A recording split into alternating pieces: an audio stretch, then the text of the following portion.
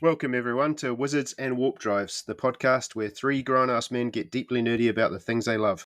My name's Nacho, and joining me, as per usual, is Fred from How to RPG and the mighty glue stick himself, Mr. AJ Pickett.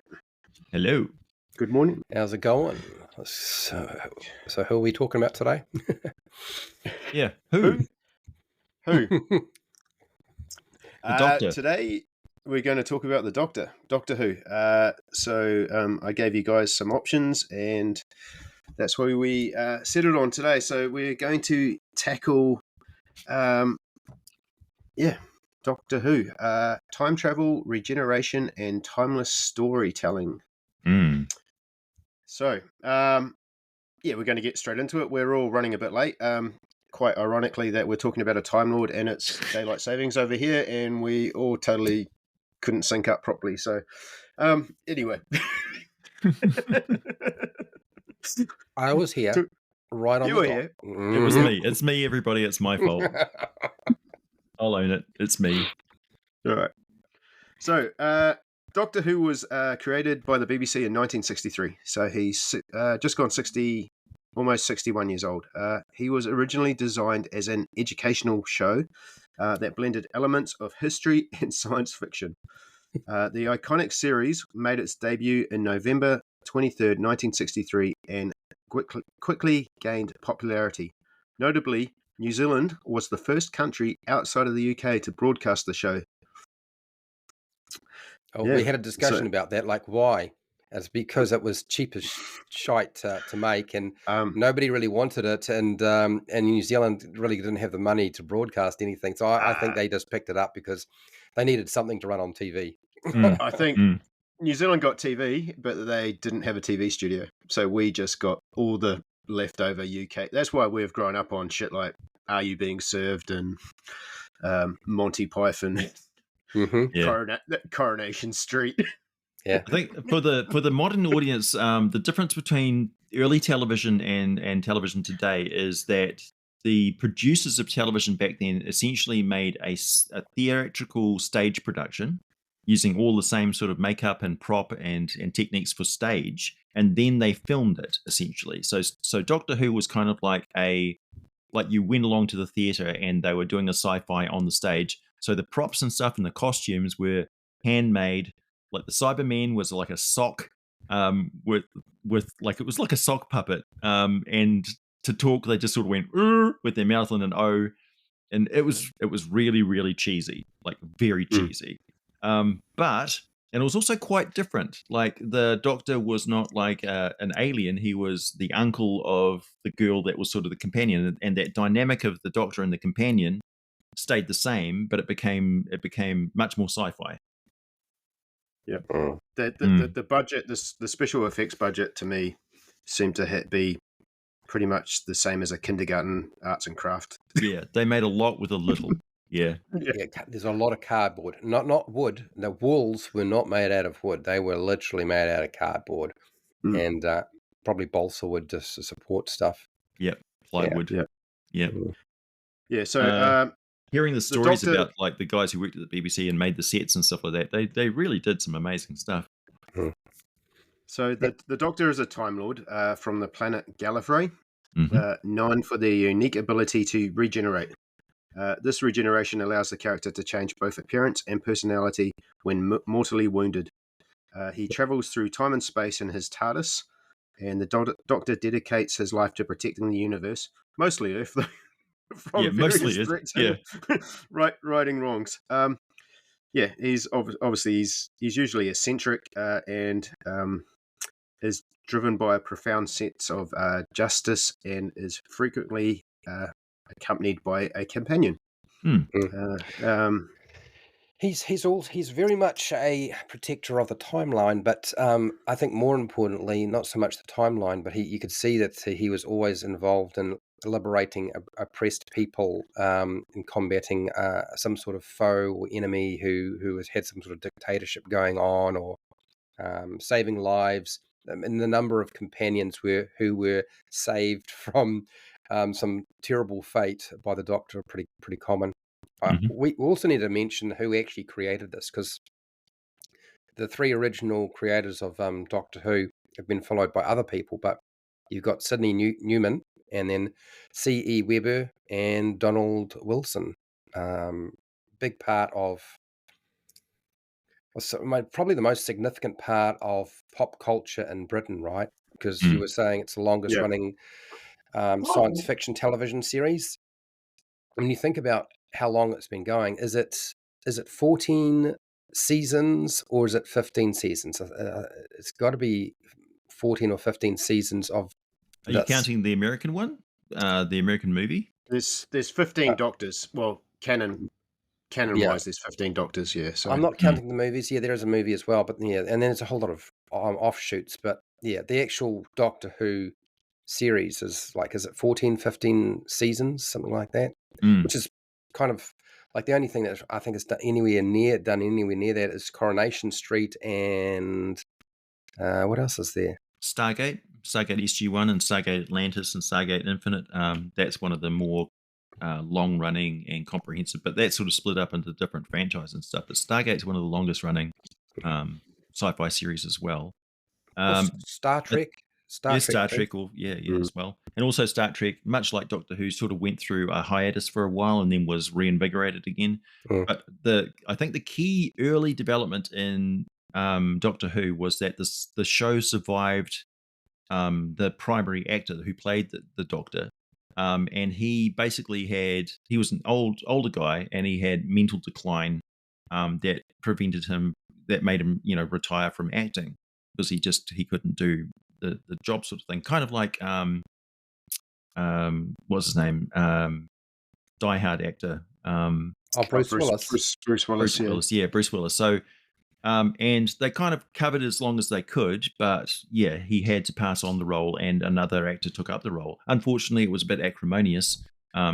and it wasn't handled that well. But it was impossible to kind of handle it that well because of the personalities involved. But the show survived, and they introduced that mechanic that was a fundamental aspect of the Time Lord as a regenerating species, and that allowed them that ability to change the lead actor as part of the canon lore of the show. So people knew what was going on, and it became a key feature.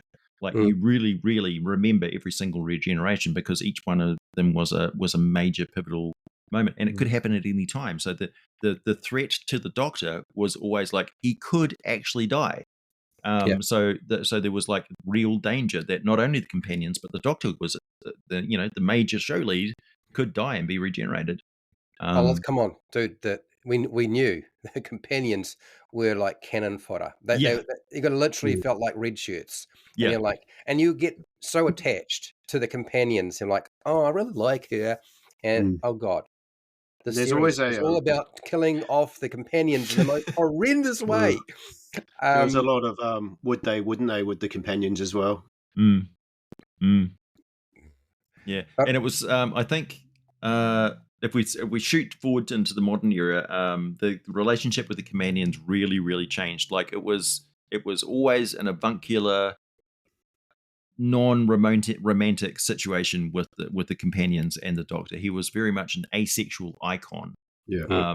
Before woke culture and gender awareness and all that sort of stuff. Yeah. He, like, for me, for instance, I really identified with the fact that he was a stranger amongst society that had to deal with that assumption, but of course it wasn't part of his instinctual nature or anything. And the very mention of like, well, are you interested? It's like, huh? Like, didn't even compute. Like, I'm an alien. It's like, well, why are you so concerned with humanity? It's like, well, because we look like the Time Lords.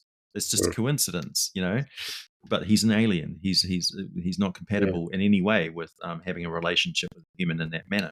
So there was a gap in between as well. So the original show, the classic era, went from 63 to 89, where it ran continuously, introducing a sort of like heaps of iconic villains and companions. Like Mania, like Mania hit with one of the with the Daleks. The Daleks turned into a whole big, huge fad thing, and it got very, very popular. I feel like the Daleks not just became a fad, but to the point of being just frustratingly, it's the bloody Daleks again. Oh, Yeah, you yeah. got and like they reused the Daleks so many times. You're like, can they just fucking just destroy these things completely? Because I've had enough. I was so sick and tired of Daleks. I'm like, don't show me another bloody trash can with an eye stalk again. I've had enough. I, Right. I, I would It's like. more an egg beater, I think, than a night. Well, It's you're like fucking. a toilet plunger and an egg beater was Mhm. what Yeah. I got. Yeah. But Yeah. I mean, I think one of the things that probably has meant that the Doctor has survived so long is because as the audience, you never could get used to what the Doctor was like, right? Mm. Because it was played Mm. by a different actor, and because the actor was changing, their their appearance was different, how they dressed was different, how they looked was different, but also their mannerisms and their behavior was often quite different to the last Doctor, even though they had the same memories. And this sort of explained how the actors were portraying the Doctor, because each one felt like they picked a different way of portraying that character. So you never sort of got used to a Doctor. So if you got a Doctor and you just hated that Doctor, it didn't matter, because Mm. next season came along, it's going to be a Yep. different Doctor. You might like that Doctor. Mm. You know what I mean? So I think that's To what the point makes it live. where you ask a Doctor Who fan and you say, who is your Doctor?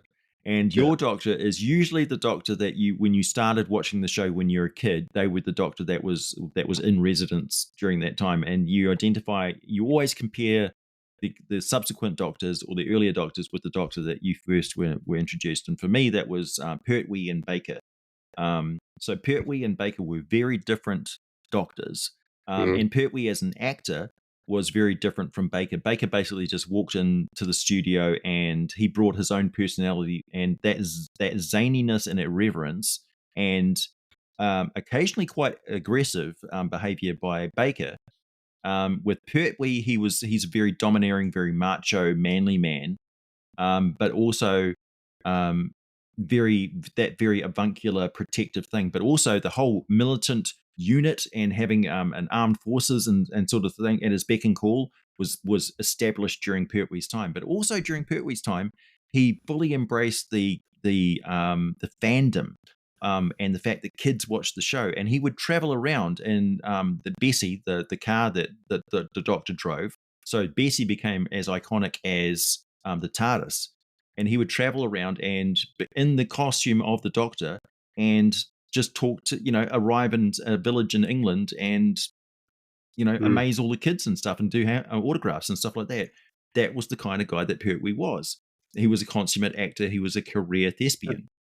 So it wasn't just Did Wurzel television. He Gummidge was come after? Sorry, after, Did Wurzel- yeah, and that was also had after, a really big connection with New Zealand. New Zealand and Wurzel Gummidge and they actually filmed a lot of Wurzel Gummidge in New Zealand as well, I think.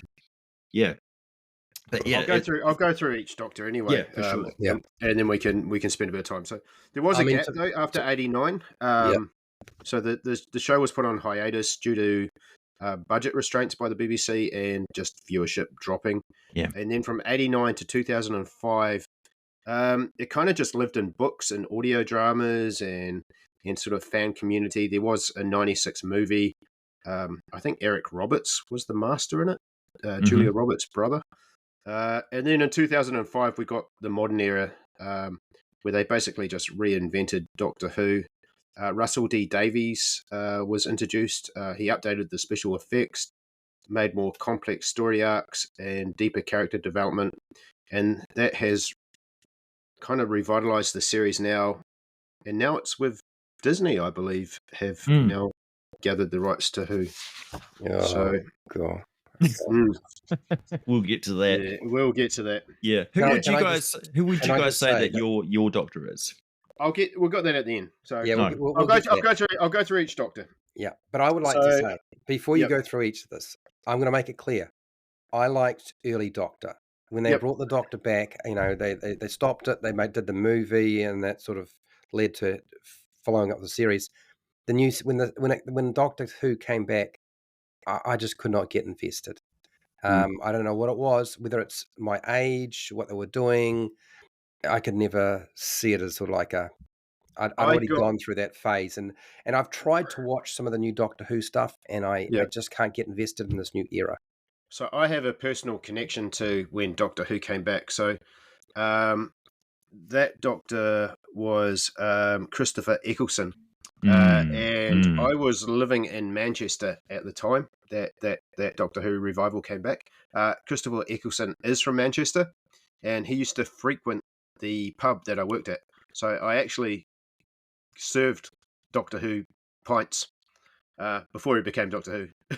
He was just like a TV Right. BBC actor. So yeah, so I was kind of on board because he's one of the I haven't met many celebrities in my life, but I have met Christopher Eccleston. Yeah, so yeah, I was quite on board with that. So our first Doctor was William Hartell. He was kind of stern and grandfatherly, and he had Susan Foreman, Ian Chesterton, and Barbara White as companions. Well, Susan was his granddaughter. Mm. Mm. So it sort of transitioned to originally he was like human, but or maybe she was a Time Lord. I don't know, but yeah, and then but then they radically changed the narrative of the show so that it would continue. Yeah. And so that was the first big transition. It happened very early on in the show, but that is part of the legacy of Doctor Who as well. So you say, okay, well, the show is very different from what it was, 5 years ago. It's like, yeah, that's what the show does. It adapts and carries on. That's why it's been around for 60 years, because it has survived, situations which would have cancelled any other show. And if it survives this current era, I'd be surprised if we we even get to another Doctor at the moment, but we'll get to that too. But I mean, Yeah. I So think that the first Doctor, William was when you watch the first series, they don't explain who he is. No. They no, don't explain what he is. They don't explain what he's doing. They don't really explain why these companions are with him. You are so lost as you're it's like trying to catch up. So you really had to pay attention to be able to figure out anything.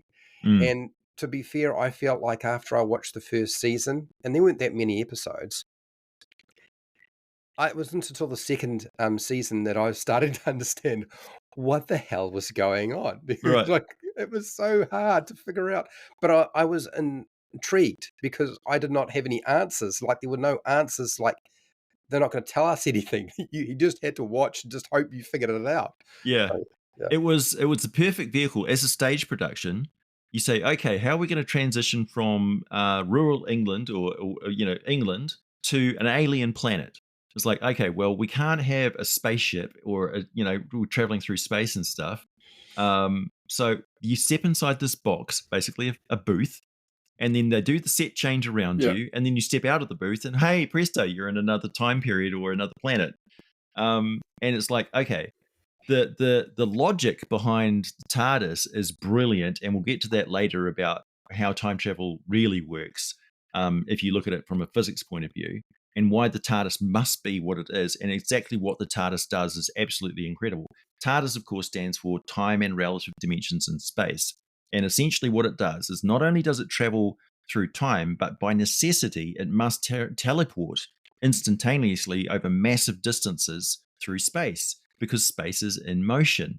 So if you travel through time, you must travel through space. Otherwise, like if you travel in 5 minutes into the future, you're going to be floating in deep space because the Earth is way the hell over there, unless you have got there, if you've caught up to it. So that was there from the very start of the show, and yes, it wasn't described at all, but it made perfect physical, logical sense. But so it was just synergy, really. It was just happenstance that it turned out to be such a great idea, and the TARDIS has become so iconic. Now, this feels like we're going into the TARDIS discussion, but I would also like to point out, since you had mentioned this in Art Show, that it was supposedly designed to help educate people about history. Yeah. I can assure people that the first It's not accurate at episodes all. had nothing to do with history. There was nothing even related in any way. If there was, you must have been, I don't know, were you wearing 3D glasses that were blocked over and you weren't actually just listening? I mean, there was nothing. It was all just made up nonsense. Yeah, he was the mysterious grandfather who was basically a magical figure. Right. He was. I just want to ask you something. How old do you think William Hartell was off the top of your head? Oh, he would have been 70. What do you I reckon, was Fred? thinking he was more in his 80s. I think he was really mid to late 80s. So he was very, very old, I'm pretty sure. William Hartell got the role of Doctor Who at age 55. Oh my God. Jeez. How much Life was hard cocaine back and in England, mate. tobacco. I mean, did he do it all? I mean, geez, Louise. Yeah, but he must have had some sort of degradation of his body, right? Because it was his brain as well. So Probably maybe that's rampant what was going on. alcoholism might have been a Yeah. part of it. He was around our. He was almost around our age. Oh my Wow. God. Wow. He could have been my grandfather if they were still alive. Yeah. Yeah. Jeez. Okay, so He aged as well as a US president. we got anything else to say about William? No. We move on to Doctor 2. Not really. No. Okay, so second Doctor, Patrick Thornton. Yeah. Thornton. Playful and quirky. He bought the sonic screwdriver, and that's where his companions were Jamie McCribbin, Zoe Harriet, and Victoria Waterfield. I don't know Only a any of few. these. Only a few, really. Very expressive face, very childlike, innocent zaniness that he brought to the role, which persists as a primary trait that the actors bring to Doctor Who. That fact that his thought processes are so quick that everybody's playing catch up, and the Doctor is like, he goes into these manic moments of problem solving on the fly, and he's very much a seat of his pants sort of problem solver. And the sonic screwdriver was a perfect example of that. It's like a narrative tool that can be adapted to all sorts of different problem solving situations. And it's very much a Mary Sue, what do you call it? A magic gimmick, a gizmo. MacGuffin. A MacGuffin, yeah. And then later, of course, we get another edition, which is the psychic paper. That you see, but also the TARDIS, it could be, according to the lore, it could be much better because it's supposed to have this disguise mechanic built into it, so that it will mimic the terrain of anywhere that it lands and basically conceal itself. But it's broken, so it's always a phone box. So it got stuck as a phone box, and he's never fixed it. And the narrative there is that the Doctor Who didn't invent the TARDIS; he stole it. And he stole it because he basically had a psychological breakdown, which is later discussed with the Master, that they were exposed to the full time stream as Time Lords. They were exposed to seeing the time stream, and some of them can't handle it. They go crazy, and the Doctor has been running from it ever since. And that's why he's abandoned his original name and stuff, because he's become this, he's always on the run, essentially. Yeah. And the Master, of course, has got this control freak thing going on in his brain because he's locked into the rhythm of time, has driven him crazy. My thought is his haircut. That haircut was, he could have been like the fifth member of the Beatles. Yeah, very much so. Of that time. Yeah, and it was reflective of the 1960s as well, late 1960s. I think out of all of the companions, the Zoe and the companions during that Doctor phase were the ones that stood out the most, particularly Zoe.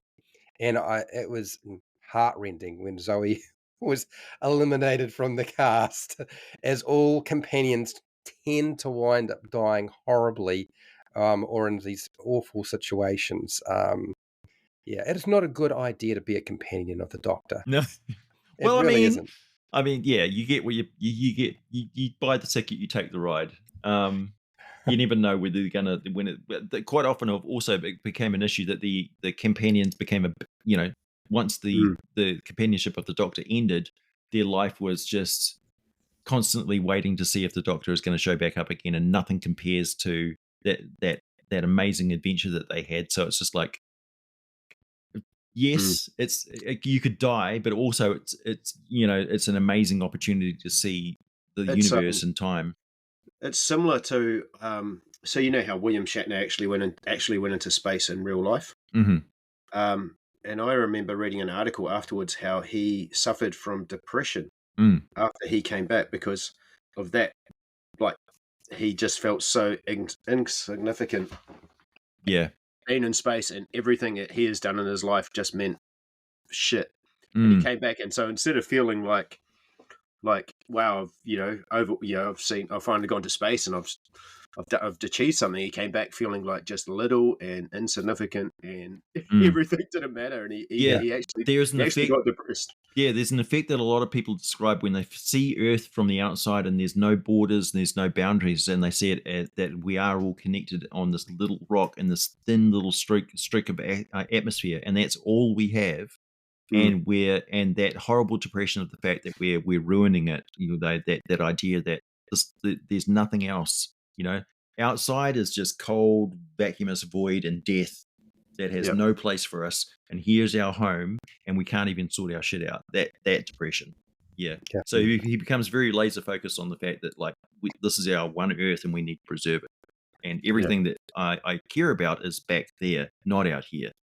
So what does my career even mean? Yeah. And there's an interesting thing, because what you were describing, I think the problem is that William Shatner went into space too late in his life, because a lot of astronauts report feeling so small and realizing that all their priorities when they go into space and they look down at the Earth report that sort of thing. But later on, they're able to move past that, and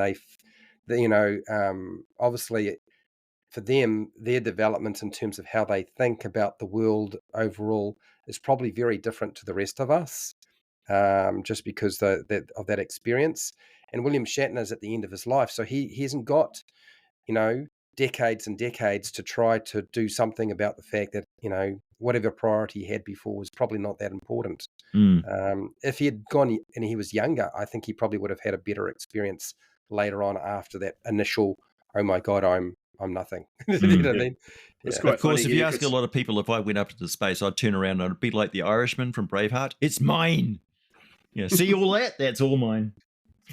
Yeah, Yeah, you but say that. I wonder if that would really be the case, though. I wonder if that would really be the case. No, I would feel a deep obligation to the rest of humanity, like I do, to do my best to improve everybody's lot in Anyway. whatever small means that I can. My job is to keep us on track, and Yeah. I just completely derailed us. But I feel that's probably what we were getting at with the companions when they come back after these massive adventures, and try and live their normal lives. Anything else on? I thought Patrick's things got a little bit darker, and the stakes got a little bit higher.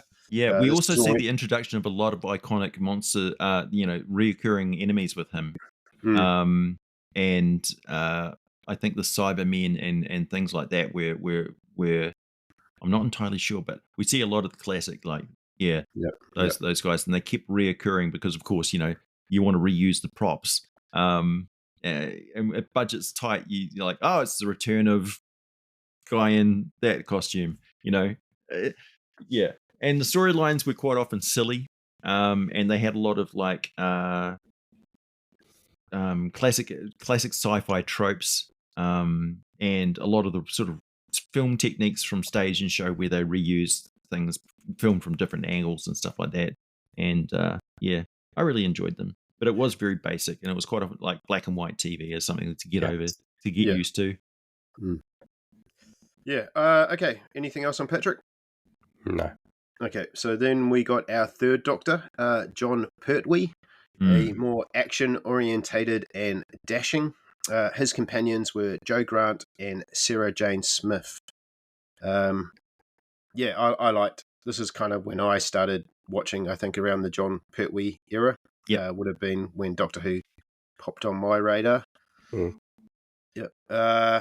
Okay. Yeah, so I was born in '73, so I was baby, watching. So my first exposure to Doctor Who, I wouldn't probably even remember it. But Pertwee, of course, was around for a long time, and so And TV was repeated a lot. It was, yeah. It was.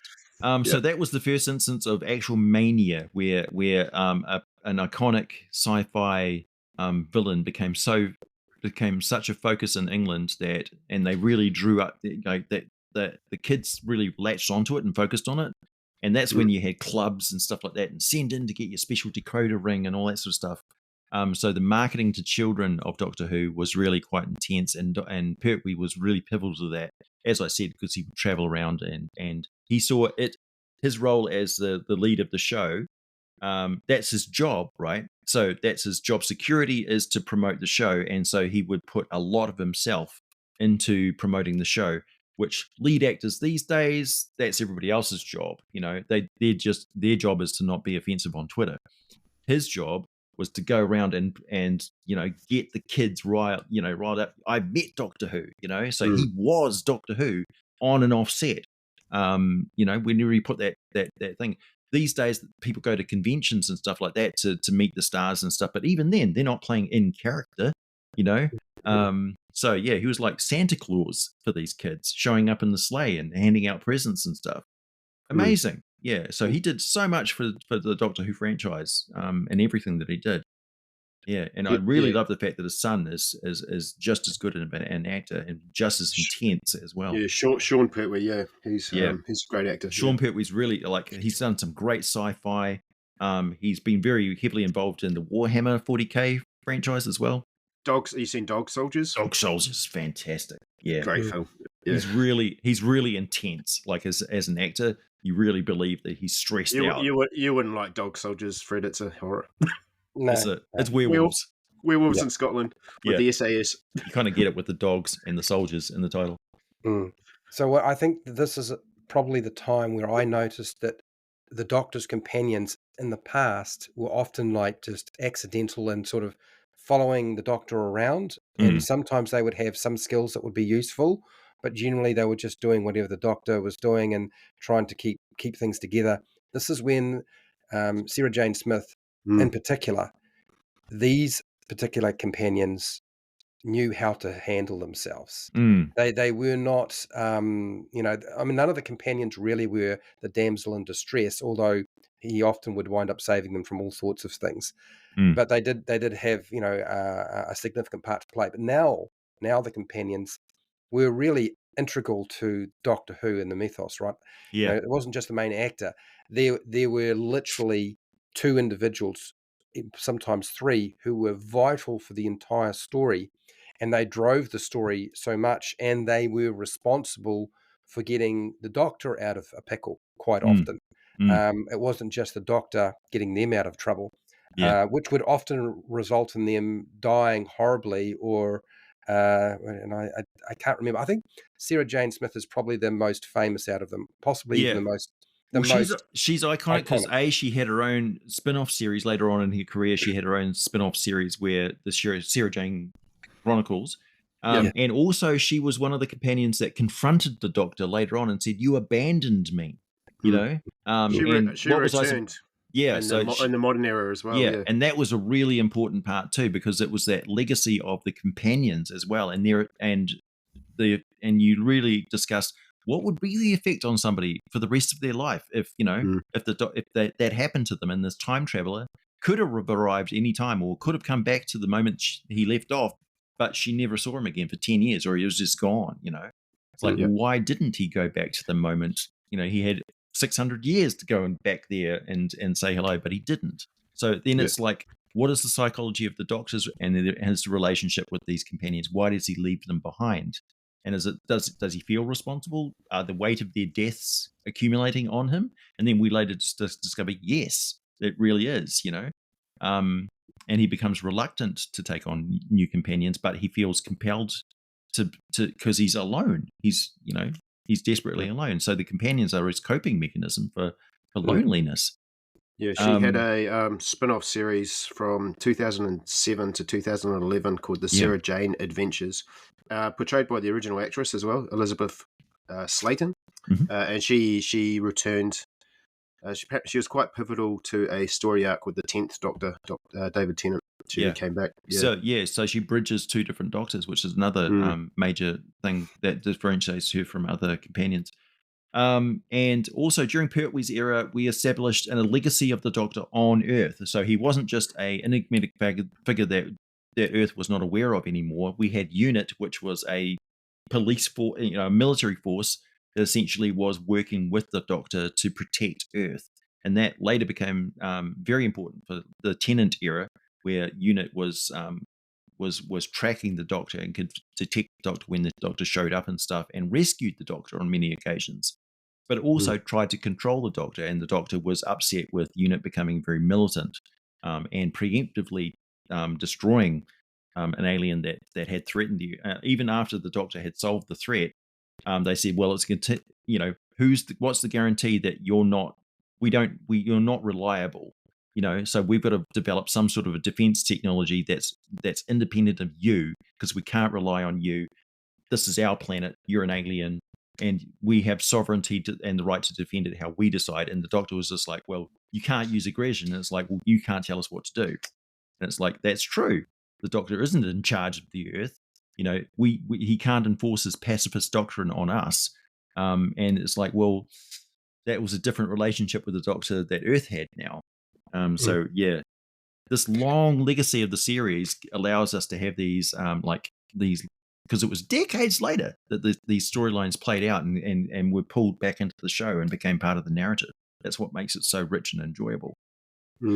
And I think this is where I started to notice that the companions in the past were usually saved by the Doctor. Now we start to see that the companions are saving the Doctor from his own foolishness and the trouble he would get himself into, but also too, instead of them being rescued by the Doctor, we start to see a mix between rescued by the Doctor, and we know they discover who the Doctor is, and they decide it's their decision.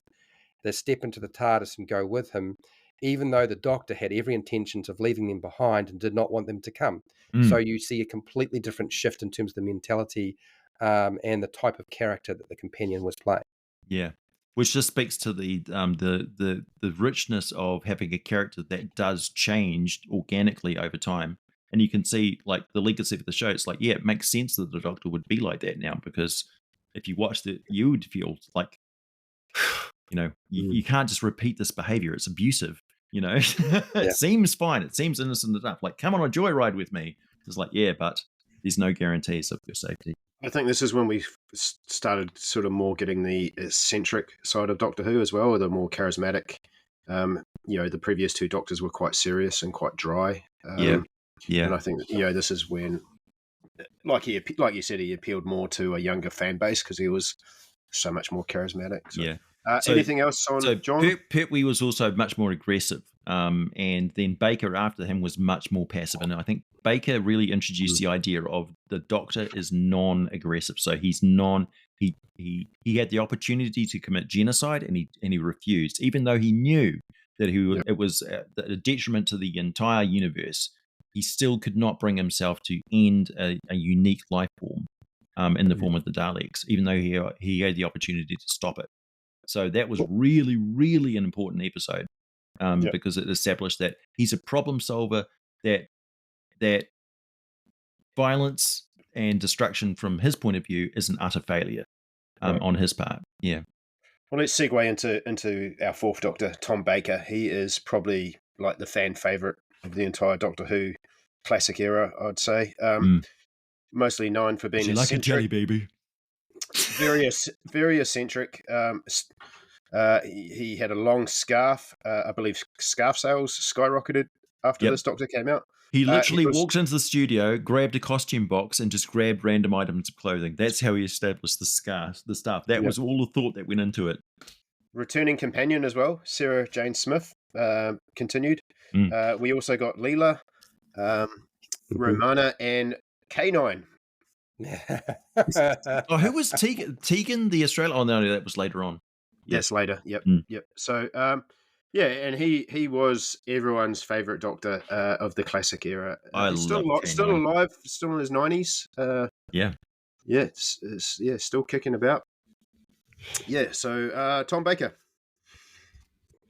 Yeah, he's very distinct personality. Very distinct personality. Very strong projecting voice. Just absolutely dominates any scene that he's in. Was quite like his aggression came through in his intelligence and his lack of patience and tolerance for stupid people.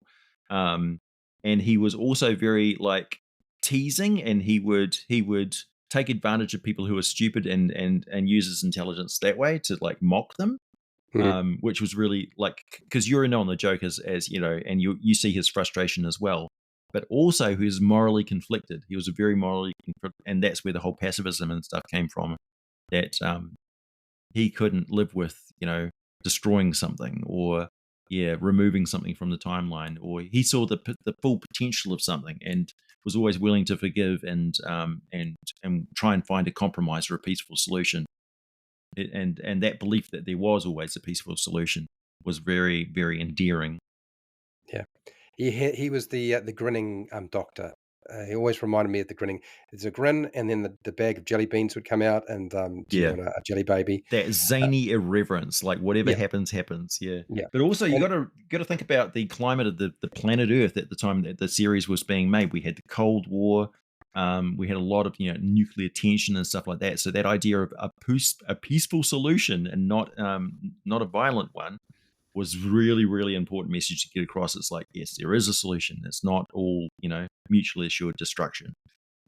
So yeah.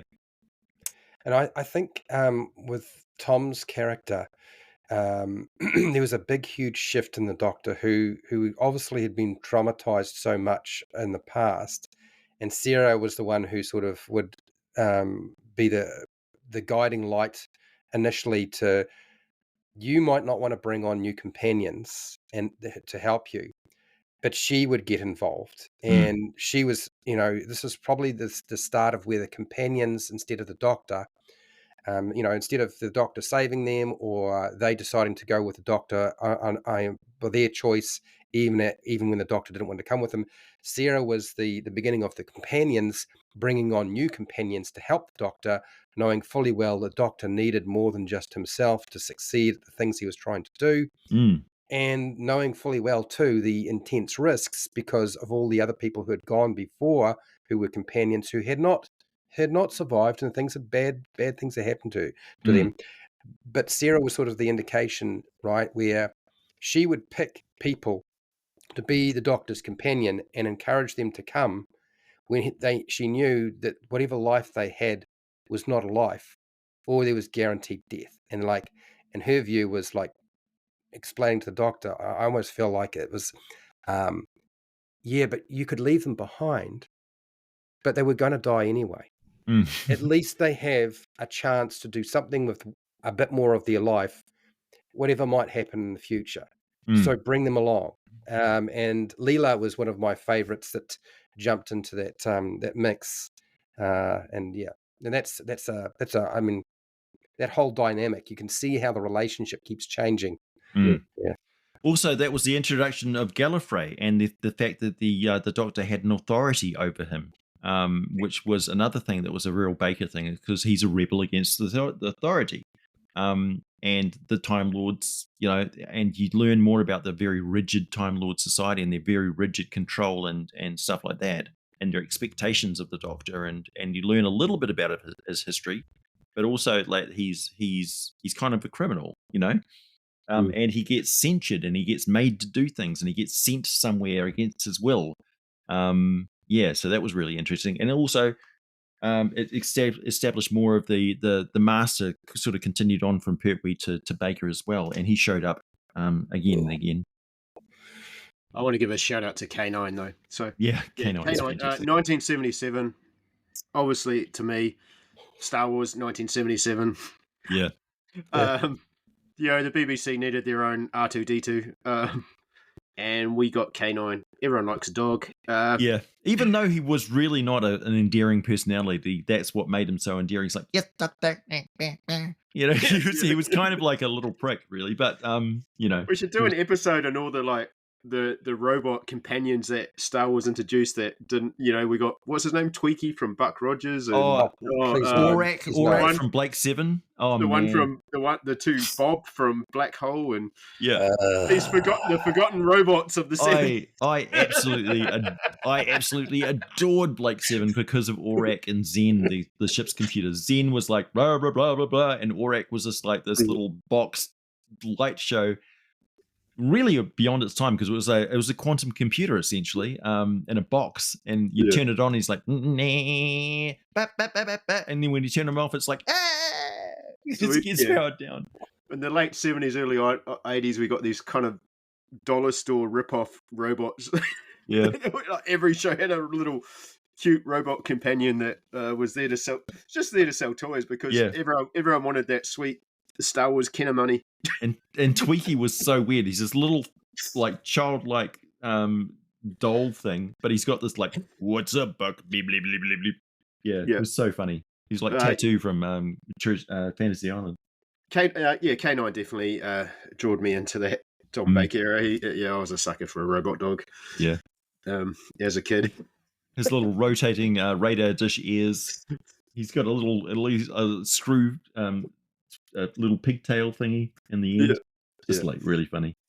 Okay, anything else on Mr. Baker?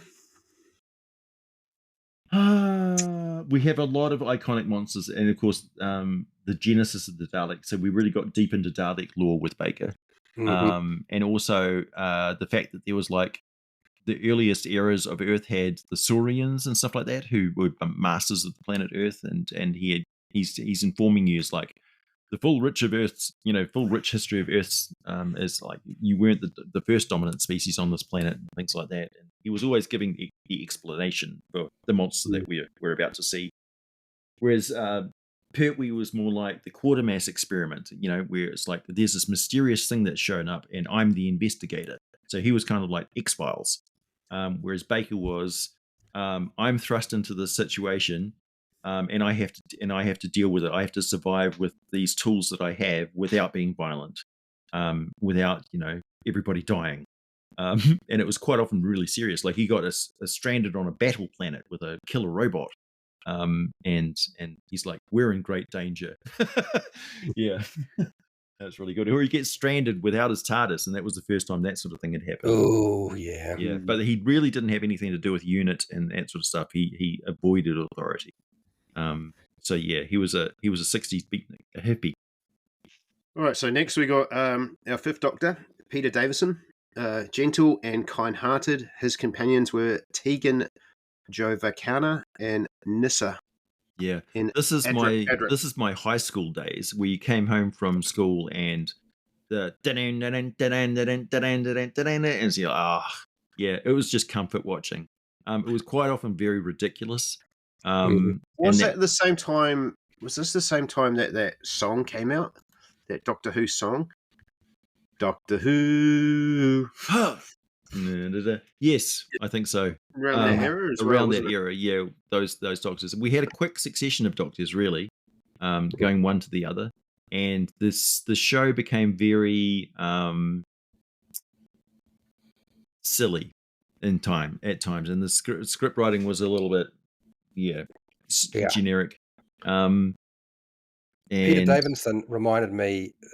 I can only express my understanding of Peter Davison's Doctor Who and his companions as the cricket-playing Doctor Who dressed like a cricket player. Yeah, it's who had a bunch of fielders running around with him. That is the best description I can think of that. He was a very English Doctor Who, and also he had a corsage of a broccoli stick because broccoli is a flower.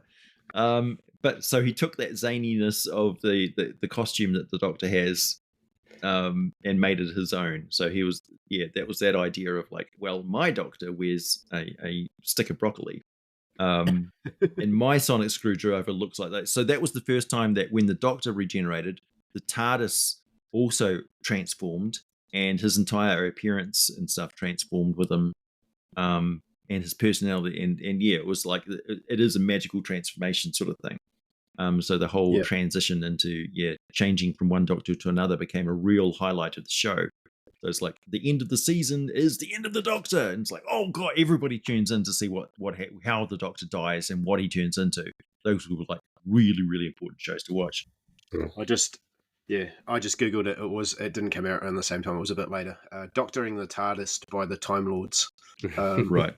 Yeah, 88 that came out from a band that would later become a band known as KLF. Right. Who I knew as being famous as one of the first bands that burnt £1 million. They got £1 million from their record company and they set fire to it. Wow. I did not know that. and we used to have a Star Trek novelty song around the same time as well. Yeah. Trekking across the universe. Yeah. What was it? You just don't get science fiction show novelty songs these days. There was a kind of a techno show song, like a sort of Rammstein-y type band who did a Dalek music that I actually had as the soundtrack to a Beholder making video, one of my first YouTube videos. I unfortunately had to take the music off it, but it was really great. Yeah. All right, so next we got our Sixth Doctor, Colin Baker. Mm. Arrogant and flamboyant. His companions was Perry Brown and Mel Bush.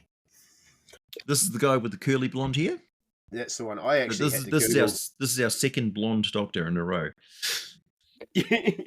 Yeah, and his clothing. I mean, we would started to see a little bit more going on with clothing, but this is some nuts. This is like a clown patchwork outfit. suit made of different suits. Yeah, literally, and you were starting to get the feel that this Doctor was leaning into something else. Although I guess it wasn't necessarily played, but certainly dressed as such. You did get a feel of maybe they were trying to say kind of campy. Campy. I felt like they were trying to say something about those people who were having trouble in the background in terms of lesbian, homosexual, trans, but he was never really necessarily portrayed as either of those, or even heterosexual. You didn't know really where he was at all, frankly. Well, that's the thing. I'm saying that he was an asexual icon without being an icon. So nowadays we would recognize that, like, so for instance, the current Doctor is not true to, like, as woke as you want to think that the current Doctor is, it's like, well, they're actually walking all over the fact that the Doctor was already historically a pronoun fucking icon. And they don't even recognize that because they pay no attention to the legacy of the show, because they've got this agenda that they're relentlessly following. It's a cult-like agenda, and it's a very damaging one. So we'll get to that soon. But, I think this is when viewership started to decline a little bit as well. I don't remember much. I don't remember any iconic Colin Barker episodes at all.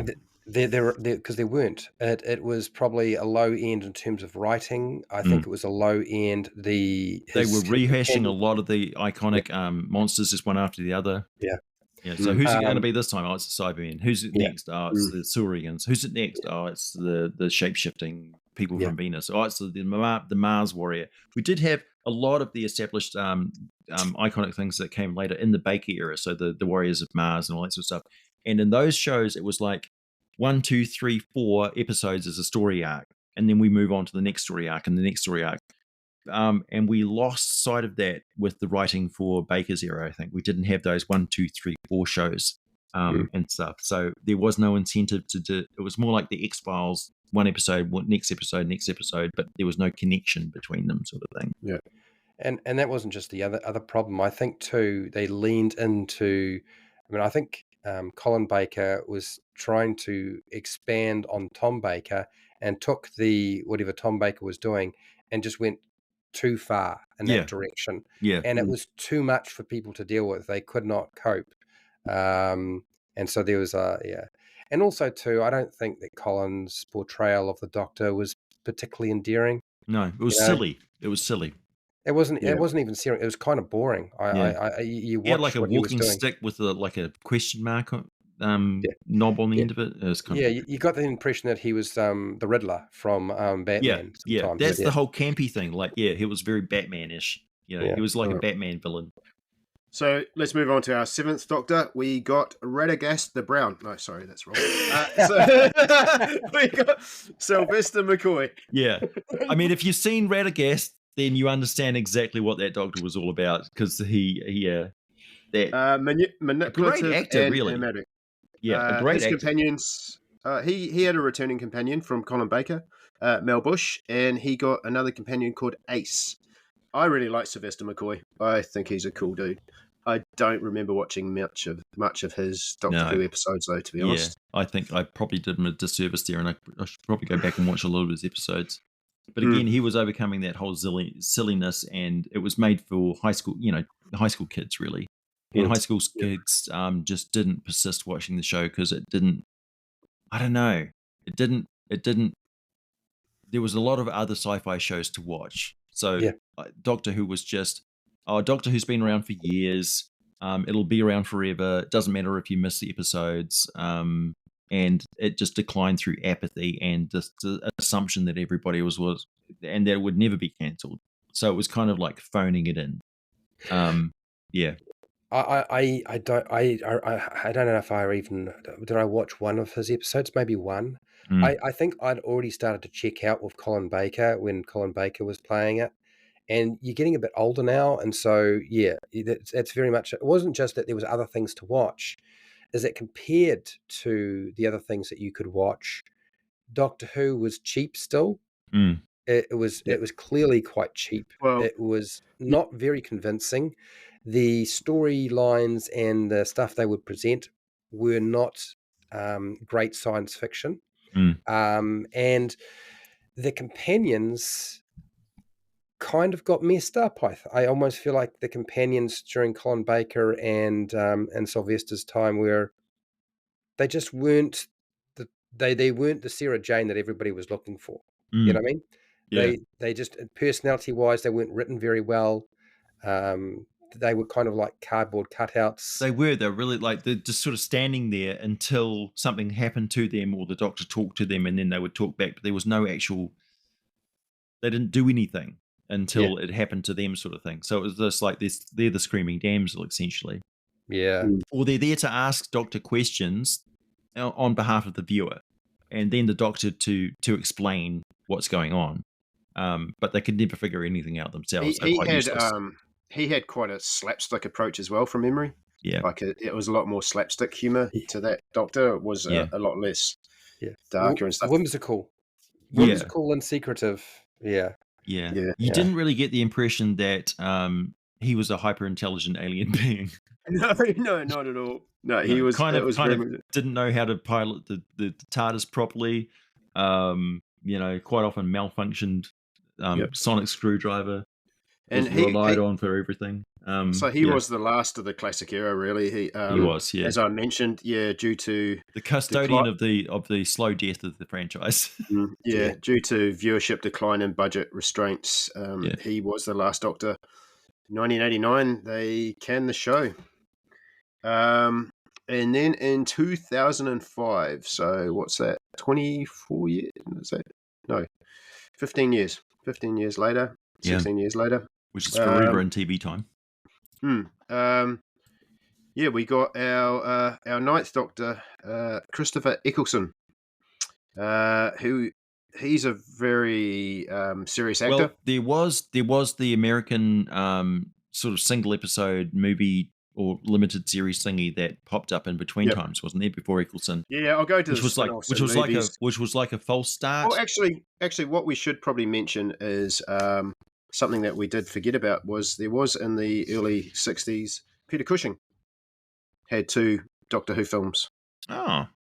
Doctor Who and the Daleks, 1965, and Daleks Invasion Earth 2150 in 1966. Right, so peak Dalek mania.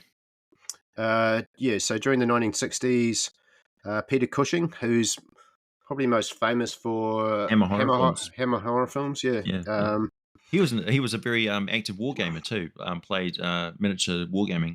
And he was general. His family's currently suing Disney, which is quite ironic for not using his image in Rogue One. He never agreed to be a CGI character. So are we talking about Christopher right now? Yeah. Well, we're just going. I think we've missed somebody because there was one in between. Paul McGain. No, he was not Paul McGain. Oh, yeah, no, you're right. You are. Paul McGain was the 8th Doctor, and I remember this because Paul McGain. When I saw Paul McGain, I had no interest in this Doctor whatsoever, and I was far more attached. They should have called it the what do you call it? The Grace Halloway series, because Grace Halloway, who was the medical doctor, who was partly responsible for helping him trigger his regeneration, was a much stronger character and much more endearing to me than his character. It's weird when suddenly he had this kind of a goth, he almost like a vampire, the way that he played the Doctor. I do stand corrected. My old eyes did skip one. Yeah, Eighth Doctor, Paul McGann. Yeah. From and Grace Halloway was from the 1996 TV movie. Yeah. So that was a very American production Yeah.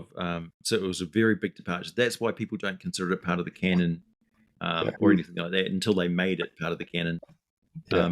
But yeah, it was like a false start, a false restart of the series, and then it went back to England. Yeah. And he had only one companion, which was Grace Halloway, played by Daphne Ashbrook. And that is the only character in that Doctor Who that every time I used to look at him, I suppose you could say he reminded me of Gene Wilder playing Willy Wonka. Willy Wonka. Yeah, That's what that reminded me of so much. I thought if he was the lead singer of a goth band, like a new wave goth band, it would have been a perfect fit, you know. Well, have you seen he was like straight out of Depeche Mode. Yeah. Have you seen with Nell and I? No. With him and Richard E. Grant, where it's a cult classic movie where these two guys go to a remote English village and take a load of drugs. That's kind of what I know him from. Yeah.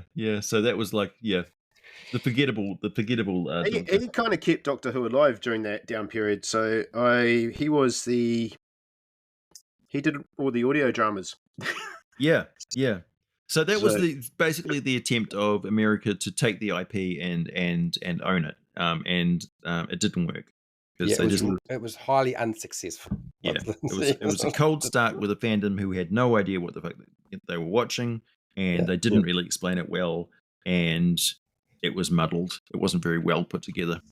Another one that we got in between that era, but not in terms of filming, but in terms of, like, I guess when they went back and sort of retconned the history of what happened in between that gap, was John Hurt. Yeah, the War Doctor. The War Doctor, yeah. Yeah, which is really important for the show's lore, but not reflective at all of what was going on in the series. No, he's so not. They explained the absence of the Doctor Who series by Gallifrey was in war, in a total genocidal war with the Daleks at that time, and the timeline was destroyed and all that sort of stuff. So they retconned the gap in the series into the lore of the show, which is brilliant, absolutely brilliant. No other series could you do anything like that. It's like, oh, where did the show go for 16 years? They were at war in a different timeline. So one of your favorite actors, Fred John Hurt, isn't he? He's the one known. He's the actor whose the alien burst out of his chest. Yep. He was in 1984. Very, very iconic movie. Sarcasm there. I can feel the sarcasm flowing. Yeah. You're drawn to the dark side, you evil bugger. Yeah. Hurt has the he's got the depth and craggly voice and appearance of somebody who has seen the ravages of alcohol and time. It's like 2 packets a day. Yeah. If you ever meet a lot of like real English people, they look like they've been through the ringers. You could just smell the cigarettes as you see them on the screen. Yeah. Violent apathy. That's the English way. Yeah. Okay. So our 9th Doctor, Christopher Eccleston. So this is in 2005. This is the reboot, the modern era. Doctor Who is back, baby. He ain't fucking he ain't whimsical. So we have taken a hard left turn from Sylvester McCoy and Colin Baker. Very strong individual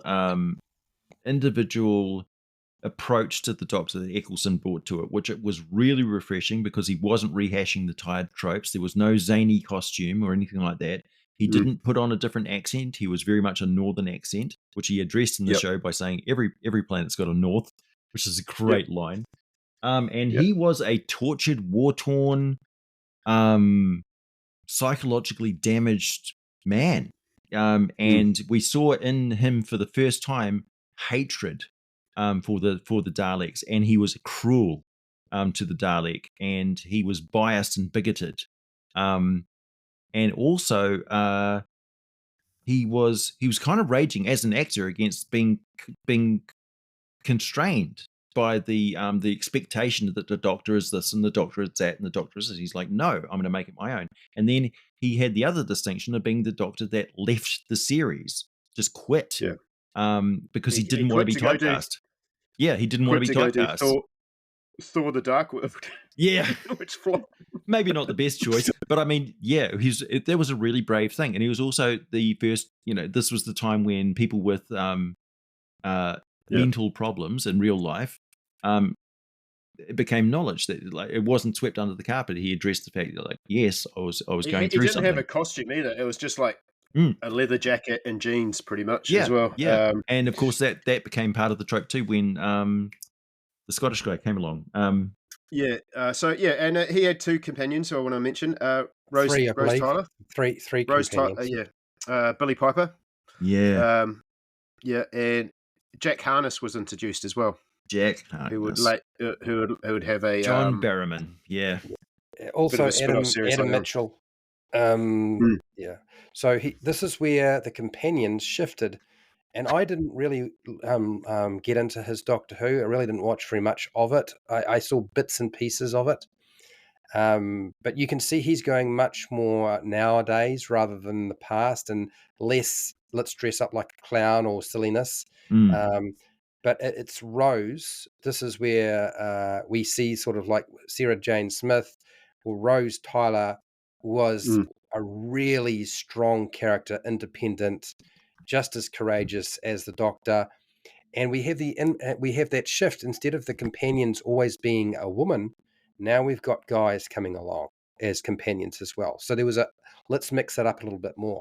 So they were really thinking in terms of let's not pigeonhole the Doctor always having a companion that's another woman trekking around. Yeah. We did have lots of male companions in the past, but they were part of the group sort of thing. We had the kid who was from the planet full of like human computer people. And earlier on we had there was a guy usually that was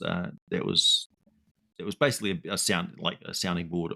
He was the normal guy, whereas the Doctor was the mysterious one. But he was basically there as just to observe things and ask questions. But I mean, in terms of so he only did one season as well. I feel like they tied that in more about here. One season, but an incredibly important season in that they reinvigorated and reinvented the Daleks and made the Daleks truly an enemy to be scared of. Like you now understood that previously the Daleks were a joke. Like, oh, how do you beat the Daleks? Run up some stairs. But now it was like, oh shit. Now we see what the Daleks can actually do. Oh, they are super advanced war machines. Oh, they are super geniuses. They are extremely dangerous.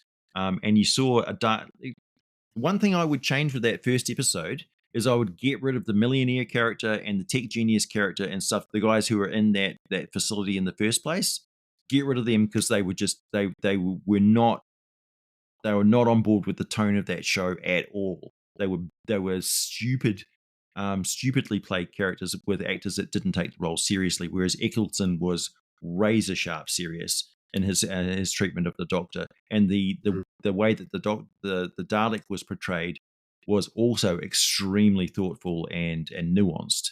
And also the companion of the Doctor was just like, I'm in deep shit, But yeah, we saw the Dalek for the first time exposed as broken, but also just a terrifying thing.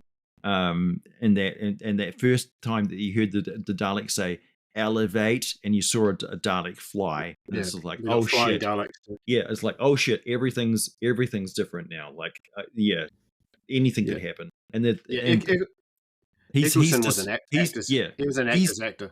Yeah, he's describing the capability of the Dalek, and then you see the Dalek. It's like, okay, so they got a whole armed forces, and they're all running at the Dalek. I'm just going to describe the scene and what it felt like. The whole armed forces is running at the Dalek, and you're like, okay, and the Dalek is going pew pew pew, and they're using the film effect of like you see the skeleton of the person, and then they disintegrated sort of thing. It's like, okay, yeah, he's got a death ray.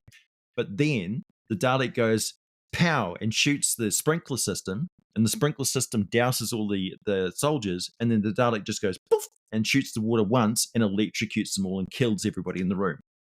2 shots, and the Dalek has obliterated them. And it's just like the Dalek has done this 1,000 times against every enemy in the universe. And this is just routine. It's just playing with them, you know? There's no way, like, you're not containing the Dalek. The Dalek is in your midst, you know? You're not locked, it's not locked here with you. You're locked in there with it. And that's what the doctor said. You've got a what here? It's like, you're all in extreme danger. But there's just one broken Dalek that's all chained up. And he's like, the moment the doctor thought that the Dalek was safe, then he started ranting at it. And you saw all of the pain and torment of the fact that, you know, his society, his civilization has been destroyed by these damn things. And it's directly the consequence of his inaction to stop them in the past. And the psychological effect on him is huge. Yeah, so you really saw a different side to the Doctor that he conceals from everybody else. And that was later brought out with the introduction of the War Doctor. And we understood, you are recovering. Eccleston was recovering from a trauma. So he's kind of short-lived Doctor for a good reason. Yeah, he was a traumatized Doctor. And I actually think his decision to do this was smart, because this is how it would normally work, is you'd have one season change Doctor. One season change Doctor. And so I think he understood that he needed to just do one season and move on. This is also where it marked a marked change for the Doctor's companions, because now Billie Piper, in the past, you know, we had the actress that played Sarah Jane Smith. Now Billie Piper was the beginning of where, when you played the companion of the Doctor, you were probably just about guaranteed that your career would take off from there on. Yeah. Which was a strange thing, because Billie Piper was the first one, and then suddenly we had more people coming in playing the companion to the Doctor, which usually just about guaranteed that those actresses or actors were going to go on and do bigger things and have more opportunities than they did before. It is strange that a TV series that was low budget, that was primarily a British sci-fi, and now you were kind of renowned. It was like if you were a guy playing Bond, you could pretty much write your ticket later on. If you were playing a Bond girl, it usually meant that was going to trigger your career, or it was a stamp in the zeitgeist of that particular culture. Yeah. So it was strange that it started at the very, very beginning, but it did. And it just seems to keep going. Yeah, for sure. All right. So after one season, Eccleston was out, and we got our 10th Doctor, David Tennant, which I think he is up there with Baker. The most attractive Doctor, hands down. Charismatic, passionate. Rose Tyler, Billie Piper continued as his companion, as well as Martha Jones and Donna Noble. Yeah, it really introduced a new element to the fandom, which was women thirsting after the Doctor. And you have to say that his relationship with Rose Tyler was a direct consequence of everybody shipping the companion all of a sudden. She's an attractive woman.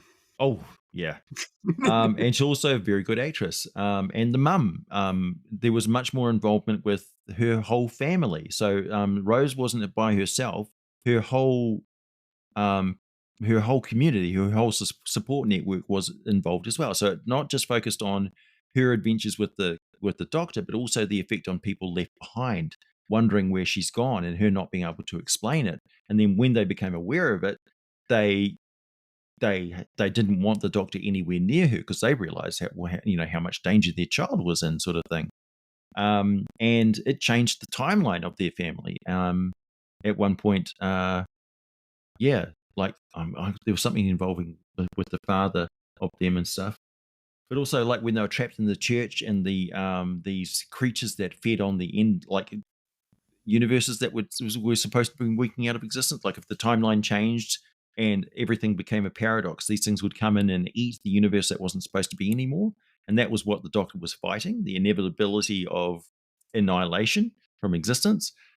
So heavy topics, and that was during like a wedding. Was that the Blink episode? Was that Yeah. the one No. The Blink episode with was David. Weeping Angels? Yeah, no, that was David Tennant. Yep. So David I Tennant remember that is one. also iconic because iconic monsters finally started appearing again in his series, where we established like the Blinking Angels, or the Weeping Angels, Weeping Angels, yeah. and various others. Yeah. So, and also we established that he was now 600 years old. His fight with the Master reduced him down to a little dwarf thingy in a cage. So Yep. you really got to see that the Doctor is an alien. So when he gets ancient, he's going to turn into a little gremlin. And that was like, what? Yeah. Oh my God. It was like, yeah. It was, yeah. He was an alien. And Yeah, also the fact that he had psychic powers, where the entire planet Earth was programmed to summon him psychically, and he fed on that power and regenerated spontaneously from the energy of all human beings. And you think, was that why the Doctor was protecting humans this entire time? Just in case the situation ever came where he would need them to survive, to artificially, continue his own life? So lots of questions. And also we had the TARDIS during Tennant's time. We understood that the TARDIS had become self-aware and had a personality, a soul of its own, which was an entirely new concept as well, for something which back in the 80s during like nerd time, where you had anorak wearing teenagers who were like obsessing about every technical detail of it. They wanted to see the exploded plan diagram of the exactly. We couldn't argue on the internet, so we just had to. We had to obsess over it. Yeah. Back then, before we understood what autism was, there was Doctor Who nerds. Exactly how does the sonic screwdriver work, etc. My favorite contribution to David Tennant is, I think he had out of how many years are we into Doctor Who now? Sort of quite a few. Yeah, quite a few. He had the best explanation of like how it worked. Yeah, the timey-wimey. Yeah, timey-wimey, wibbly-wobbly. Yeah, and the Weeping Angels was really cool because the concept of they were a temporal creature that fed on your potential as an entity. So they would as soon as they nabbed you, you got sent back in time, and then they would essentially feed on the potential that you had if you were still here to do anything or something like that. So they were very alien concept. Such a cool way to do a low budget monster. Yeah, and so scary. I should mention, personal anecdote, when I got the VR Doctor Who game, and I was using my PlayStation and my VR headset thingy, the Doctor Who game with the Weeping Angels, I couldn't do it. I couldn't get past the Weeping Angels. They were too scary. You're such a fucking nerd. Oh, it was great. But when it got to the Weeping Angels in the house thingy, anybody who's played that game, you'll understand. Like, I can't imagine a 9-year-old playing that game. It was scary as hell, and I couldn't handle it. I couldn't do it. I was just like, oh no! I don't want to run for these out. Like, as soon as I saw one, I was like, ah! And I didn't know how to get away, and it got me. And I was just like, that's it. Pull the thing off my head. I almost gave my mum a heart attack with that VR headset. The one that comes with the shark. Yeah. Fred, you got anything on Tennant? Yeah, I think if I think in terms of modern Doctor Who, that is the face that I think of. I never really watched very much of it. What I do know is that he's the definitely the Doctor who had a team with him. There was a team of companions. There wasn't just one or two. He literally had like his own football team or rugby team or something like that. Yeah, so it went from Rose and her mum and that group and her mum. So it was mother and grandmother, and then it was Donna and her uncle and her family as well. So the mother of Donna was kind of just like oblivious, self-centered, narcissistic sort of thing. But the granddad or the uncle was like it was a granddad. Yeah, very, very concerned with great actress as well, Donna. Yeah. Oh, yeah, Catherine Tate. Absolutely brilliant. Yeah. And the Sorry. granddad was like really emotional. He really appreciated what the doctor did, but also the tragic fate of Donna is also really, really poignant as well. And that was also like David Tennant was also the doctor where you really saw the effect on him of the loneliness, and the fact that Rose got stranded in a different universe, and he never got to say "I love you." It was like, they never actually did anything, I don't think, but the fact that he actually had formed a romantic relationship with her by the end of it, and that was both a profound violation of the lore of Doctor Who, but also excellent writing. It was one of the best periods of Doctor Who writing, I think, that we'd ever seen in the show, and we haven't seen the likes of it since. Mm. And like I said before, this is where if you played one of the companions to the Doctor, you were generally going to wind up doing very well. Like Catherine Tate has done pretty well, and Billy Piper has done pretty well, and Noel Clarke. I don't know quite so much about Noel Clarke, but yeah, it really, this was now a sign of prestige. Now, like if you could get a part in Doctor Who as either the Doctor or the companion, that was good enough because usually the companions were written as well as the Doctor. So you were in. You'd guarantee a part in the next MCU film. There's also consistency. Yeah, that kind of sort of it started to happen, didn't it? Yeah. Yeah. How are we doing time wise, Nacho? Yeah, we're good. We're going through it.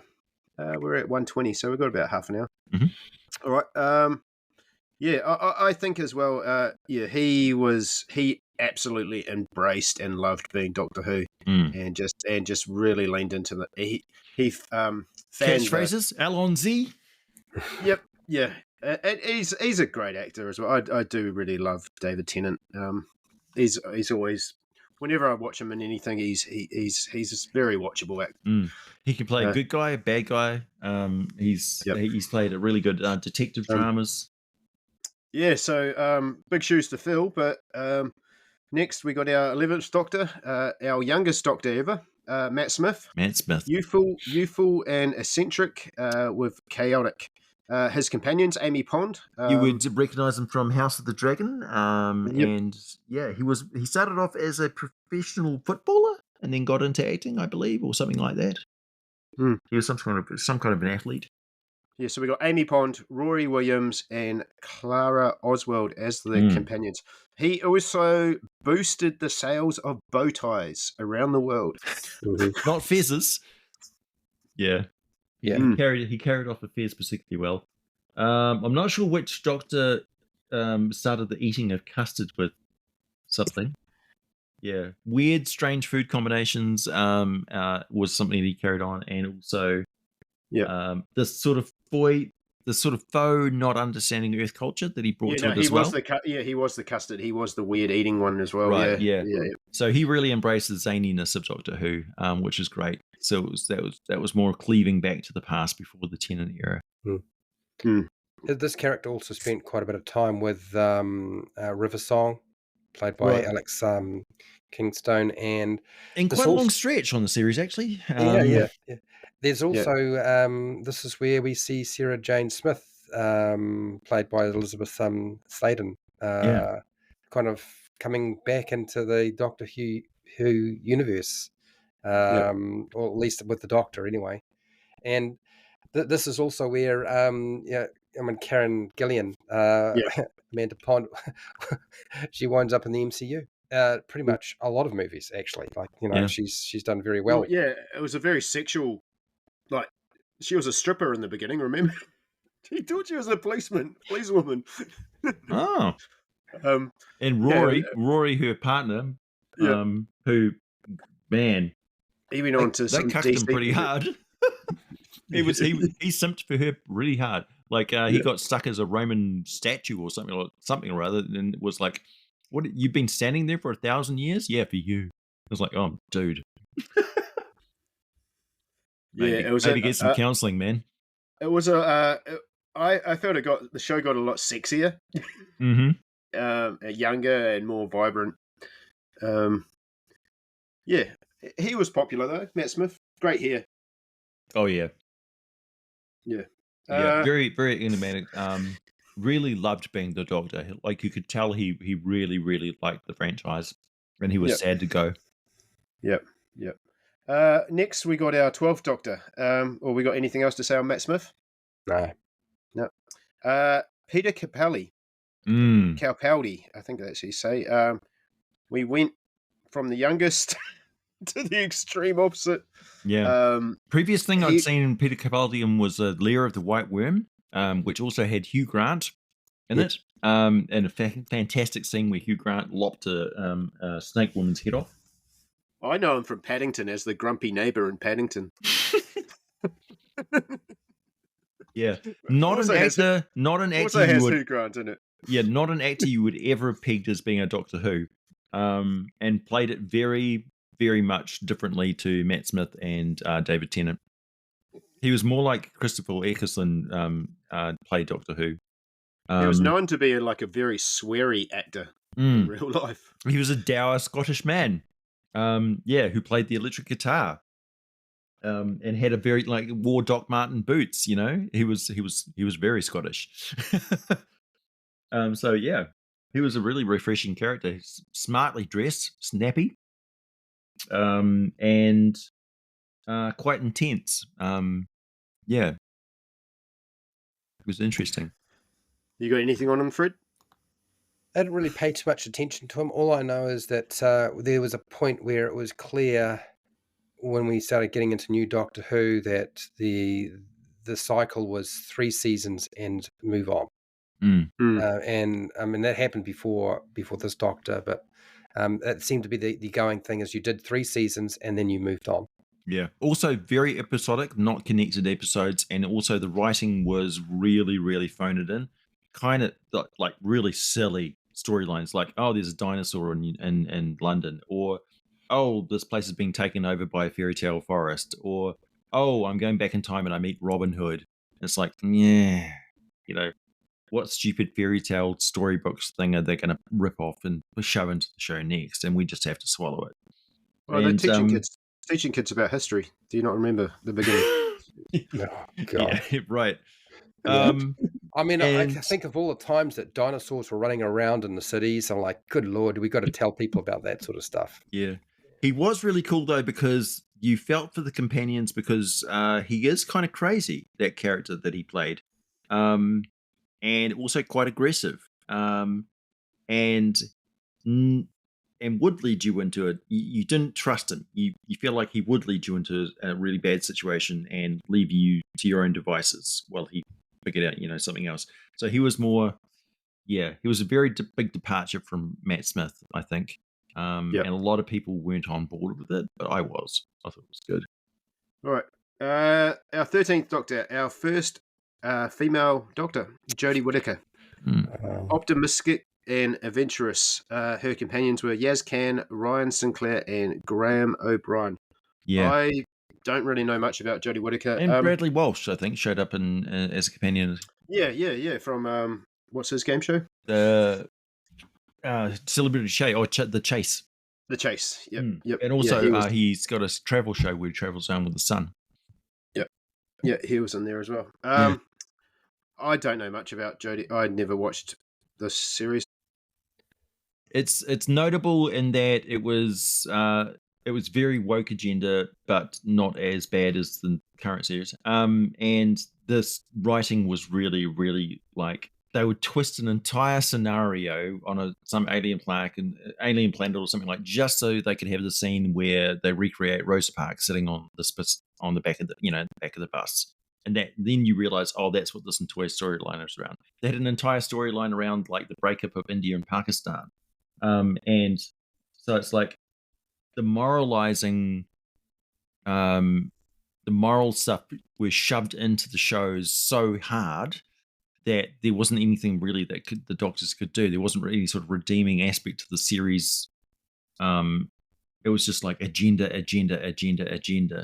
And it got real tiresome real fast. So Jodie was trying to save the show, but she just kept getting these really shit scripts, and like the whole like time eating like weird glitter bad guys that come along, and yeah.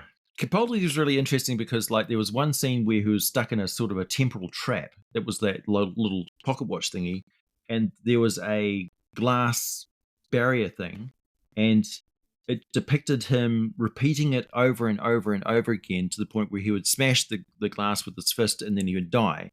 And then at the end of it, he smashed through the glass, and you realize he's done it over and over and over so many times that it's been centuries that he's been stuck in there, and each time he hits the glass and a little bit chips off and then he dies. And then you realize that underneath the fortress thingy that he's in, the ocean is filled with skulls that are his from past reincarnations of him, that's just looping in there. And you realize that the Doctor is not just alien physically, but no human being could withstand that amount of time torture. Like, yeah, he's 600 years old. What's another century stuck in a lock watch just so he can unlock some of his memories that he put there himself, you know? Yeah, so Capaldi had really good writing and really interesting episodes. Jodie Whittaker's notable in that she had some of the cringiest episodes I think I've ever seen, and some of the most ridiculous episodes as well. But it sounds like Kandor from Superman. Yeah, but it kind of was. But getting into the current episodes of Doctor Who, we were not prepared for how bad it was going to get. Yeah, you got anything on Jodie, Fred? Yeah, I really feel sorry for Jodie, because Jodie Whittaker is not a bad actress. Like, she's quite capable. She's funny. I've seen her on like interview shows, and she's really funny lady.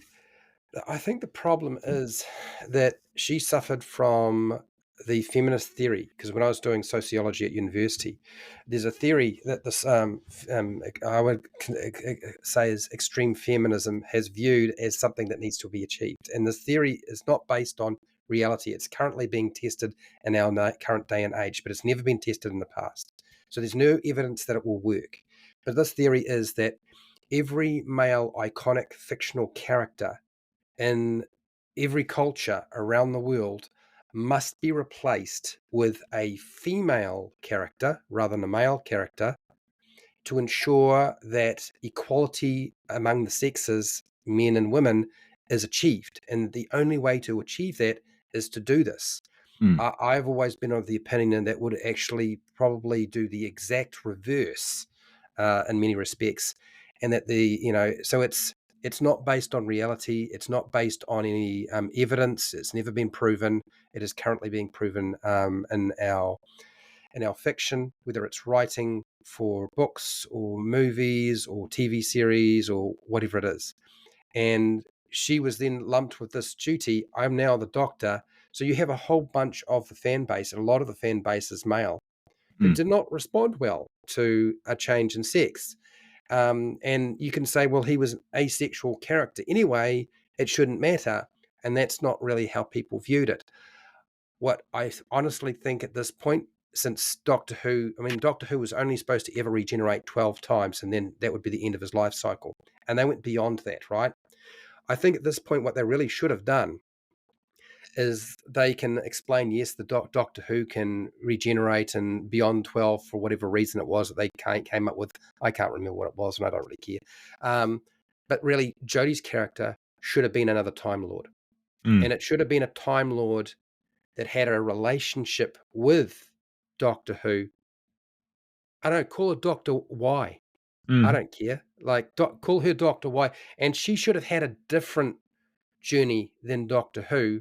And honestly, I think at this point, what the smart thing was to do is, instead of Doctor Who being a single doctor who rotated companions, you now had two doctors working together, two Time Lords, one asexual, one female, and let them collect their companions and do what they needed to do. I think that's where they really should have gone, and that would have probably sold it, because now you give women and Jodie a completely new character with the potential to be actually viewed as a a worthy accessor. It also meant you could have a spin-off and go with Dr. Y if people attach themselves well enough and there's enough following for her. Yeah, I think often they forget that what you need to do is you need to give women and actresses, you need to give them a new character for people to attach themselves to. Do not try to, replace a character that's already been adopted. Create a new character. That would have been my preference. Is like they should have brought her, and then when the Doctor changed, they keep her. Mm. They keep that actress going if they can, and that would have been a much smarter way to do it, in my opinion. You Which could is call why a I doc. think it sort of I failed. don't think you could call her Dr. Y though, because then you're applying Y chromosome that she should be a male, and you'd upset people. Here's what I would have done. No, but We I already mean, established during Tennant's time that the TARDIS had a personality and it was female, and it had a sort of a pseudo relationship with the Doctor. I would have had it so that the only way that the Doctor could have saved the TARDIS is if he merged with it and came out as a gestalt being of the Doctor and the TARDIS. The TARDIS then became separate and recreated itself, but the Doctor remained a merger of the two, so the Doctor and the TARDIS became one and the same thing. That's what I would have done. So Jodie Foster would have established that we already had that personality of the TARDIS, and now the Doctor has become enhanced and a new creation outside of the restraints of the original species of the Time Lords, because now the power source is the TARDIS itself. The Doctor is time stream manifested physically. And the Tennant era also showed us that the Doctor, his heartbeat, and so he had a precise awareness of time all the time, different from a human being. And with the Master, that drove him crazy, but with the Doctor, it gave him an innate sense of the timing and rightness of things, and he knew if the timeline was out of sync or anything like that because he could sense it fundamentally in his being. I think if he merged with the TARDIS, it would have just been a continuation of an already established storyline. So it was like, in order to introduce something radically new, you need to have, there's this ratio that I use, which is 70% familiar with 30% new. So it would have been, we've already established the 70% of the lore with the TARDIS being the female personality. We never really explored that or accentuated it. It was more like a vibe. But if we had just embraced that fully, the fandom would have been on board. It would, like, all the males would have been like, yeah, because it's nerdy. It makes sense. I understand this. We've already established this. You're not forcing it on us. We've seen transitions like this in the series before, and now we've got a logical reason why the series is violating its established rules already. And it's carrying on the legacy of the show that has transformed its way through all these different eras and stuff. I think you have something in that. I don't know that I agree that merging the TARDIS with the Doctor and then what you get is a female form was the solution. I still think that would No, have that's caused just my problems. idea. But I mean, but I think you got something there that maybe that would part of that might work. Like, have the Doctor, you've got the reincarnation, but maybe Jodie should have played the TARDIS. Now you wanted to talk about the TARDIS. Now the TARDIS, I'm going to do this real quick because I don't want to get into the weeds too much. But the TARDIS is kind of got its own entity, and a lot of the theory behind it is that TARDIS actually decides what it looks like on the outside, and that the TARDIS can change its form. What if the TARDIS, in this case, decided that instead of being a police box, which could be forklift up and carried off, which has happened a couple of times, he's gone back and the TARDIS is not there, somebody's moved the damn thing, maybe the TARDIS decided no and transforms into a human and walks away, and that is Jodie's character. Now then you have Jodie, the TARDIS, and the Doctor interacting, and that is an even Stevens situation, because like you can't have the Doctor without the TARDIS. It's like you can't have the Doctor without the companions, but you, like, if anything sits in line with the Doctor, like that's a major character, and I think that had potential. Then you have established that that the Doctor's really not a whole individual without the TARDIS. So yeah, I think that might have worked better in terms of moving forward. But anyway. Well, yeah, as the Time Lord of the podcast, anyway, I've got to keep us back on track. So, considering we didn't think we'd have much to say about this, we've talked a lot. So yeah, we got our 14th Doctor. I have never said I don't have much to say on anything. This is true. This is true. Our 14th Doctor was David Tennant. We only got that for 3 episodes before we got our 15th Doctor, which is, hopefully I say his name correctly, Inshute Gatwa, I believe is how you pronounce it. Personally, I would have gone with David Owade from IT Crowd. He would have been a much better doctor. He would have been a much funnier. Yeah. And this is the new Disney Plus era. I haven't watched anything on this, so I don't really have much to comment on this era. It's bloody awful. It's bloody awful. Like, I'm tolerant of a lot of very bad sci-fi. I watch. It's so bad. It's I watch really bad stuff because sometimes it's so bad it's good. But this is just bad. And it's killing the franchise. And it's as I said, it's an agenda. It's a twisted, bad cycle that is very, very damaging to not just the fandom and IP that it touches. It's also extremely abusive of. It's very self-centered and abusive of established. Like, the show exists because the fandom watches it, and the moment you lose sight of that and treat the fandom like an enemy, the show is going to fail. It's like, who do you think is going to pay for this? How do you think this is going to sustain itself if you're directly attacking the viewers? It's like, who do you think the show is what market do you think you're moving the show into? So they've got no reality of the business of entertainment. Like, the moral agenda, the moral panic thingy has gotten to the point where it's just absolutely ridiculous. And it's a ridiculous, like we're not going to swallow this abuse of our entertainment industry anymore. So there's going to be, like, you're either going to all go out of business, like get woke, go broke thing, or there's going to be some sort of a purge that happens where we finally say, look, enough is enough. If any of you assholes try and do this to any more of our IT, we will drive you out of the industry. By any means necessary, for God's sakes. It's just, this is ridiculous. It's ridiculous. And nobody's brave enough to stand up and say, look, get these fucking idiots out of the job, out of the business, and stop this cycle, because we now identify what it is, which is a pseudo-religious cult-like behavior that has nothing to do with social change or social benefit at all. It's entirely selfish behavior. And it's really, really antisocial and damaging. It's a kind of hate. It's a kind of expurgation censorship, which is really, really horrible. Deliberately changing or excluding things which they find offensive, which are not offensive, and is demonstrably not offensive to anybody else. So they're using this agenda to be really, really violently aggressive.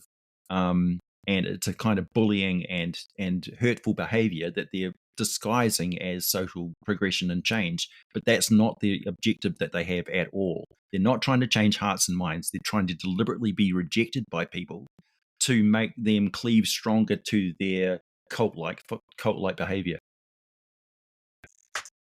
The podcast went down the dark side, for those of you who haven't noticed. Yes. Yeah. Sorry, but I'm just calling it like I see it, man. I have nothing to say about this doctor, okay? I have nothing to say about this doctor. I just think it's unfair to put an actor in a position where we're trying to do something different and trying to force a message that isn't aligned with your audience, but also isn't necessarily good storytelling. Yeah, it's really bad storytelling. Yeah, I think really we need to shift our focus now, because I'm feeling a bit on the dumps now. I was feeling bad for Jodie, and it's just So obviously, Disney Plus is never going to sponsor this podcast. Anymore. But the long term, the long term effect is the very thing that they're trying to do, which isn't make people more accepting of these kind of changes and stuff, is having the exact opposite effect. We've got 10 minutes left. I think we've covered a lot of the stuff anyway. The TARDIS and Sonic Screwdriver. What is the TARDIS? Is it an enclosed singularity? Do you think is he traveling around in a device powered by a black hole? It's just No, a I voice box. think it's an entity. How does the TARDIS bigger on the inside? Like not just a little bit bigger, but like huge. There's whole episodes, series filmed inside the TARDIS. We discovered that the TARDIS is actually layers and layers and layers and layers of TARDIS. So there's thousands of rooms, miles of TARDIS in the inside of it. You know, there's swimming pools, wardrobe departments. There's tombs and all sorts of chambers of the TARDIS that we discovered during the Baker era. I think it's just a prop that was lying around in 1963 that is just now. Yeah. It's probably just been given to a lot of people with a lot of imagination. Yeah. I myself had 3D printed a TARDIS and gifted it to a boss who was the fan of the show, you know, as a favor. So I think. So let's go with our favorite Doctor, eh? Well, should we go? Tom Baker. I'm not going to explain. We've already explained the good things about Tom Baker, so I don't need to do that. But the TARDIS, I honestly think it's a combination of Time Lord and artificial intelligence. I think they are as eternal as the Doctors, if not even more. And you know, they have some control over themselves. You know, I don't think the TARDIS would have allowed the Doctor to operate with the TARDIS unless it chose to do so. I honestly. feel like because the established law is that the reason why the TARDIS has got the control console like that is it's supposed to be operated by 8 different Time Lords at the same time. So the Doctor has been relying on the autopilot so heavily that the autopilot has become self-aware. Yeah, which is just legit as anybody else's theory. It's AI. Yeah, it's AI. Yeah, ChatGPT gone wrong. Yeah. It's the fusion. It's the fusion of sentient being and AI. Yeah. So occasionally you have the TARDIS which will deposit the Doctor somewhere that he had no intention of going because the TARDIS is addressing some problem in the timeline that the Doctor was not aware of. It's gone backwards. Yeah. Okay. It's not backwards from our point of view, just yours. Favorite Doctor for you is Tom Baker. Yep. Okay. What about you, AJ? Tom Baker. Tom Baker? Mm. I'm going to go with David Tennant, actually. I think he is probably my favourite because, I just like David Tennant. What? Says David Tennant. Another catchphrase is, what? He was just incredibly charismatic to watch, and I do like timey-wimey. I use timey-wimey all the time. I think Donna Noble is one of my favourite companions. She is he had great companions as well. As much as I like K9. Just because she's so stroppy. I love her character. If you asked me if I could have, K9 or Rose Tyler, I'll probably go Rose. Rose Tyler and Tom Baker would have been a fantastic combination as well. Yeah, she was great. She was a great thing. I think we'll kind of wrap it up there. I did have some letters, but favorite bad guy? Favorite recurring iconic bad guy? Oh, I think there's a couple. For me, it's the Daleks till I couldn't stand the Daleks, and that happened fairly quickly because they use the Daleks so much. And then it's the Master. Because I think the first time I saw some great actors play the Master. Actually, my gosh, the whole Toclafane thing was creepy as hell. The first time I came across the Master, and he's a Time Lord. He's got an agenda, and he winds up turning people into tiny little puppets, miniaturized. I'm like, good Lord, this was some strange stuff. The Blink episode was one of the best, I think, in the modern era. Yeah, John Sim, he was the Master, for a while. He's a great actor. Yeah, we've got plenty of Davros. Yeah. He stands out to me because he was so creepy as a kid. Yeah, and an absolute nihilist. I mean, his objective was the destruction of the universe, and the supremacy of this creation of these beings that were absolutely horrible. So Davros is just like crazy, insane psychopath, and also played really well. Probably the Weeping Angels for me. Mm, Yeah, the idea of dying by someone playing pretty much the essential, pretty much playing Marco Polo. yeah. My favorite scene between two different iconic bad guys is when the the Cybermen say we are superior, and the Dalek says you are superior in only one way, and that what is that? Dying. Oh, it's fantastic. Yeah. But just the fact that we saw a depiction of a fully functional Dalek invasion force when they came out of that time Yep. lock device. So we got to see in the latest episode, like the in Tennant series and Eccleston series, the fully realized threat of the Daleks, which I thought was really cool because we finally got completion of the Dalek cycle, where we got Yeah. we understood why the Daleks were such a problem and how they took over the universe and how they've destroyed Gallifrey and stuff like that. So yeah, kind of like they're like the Doctor Who version of Mind Flayers from D&D.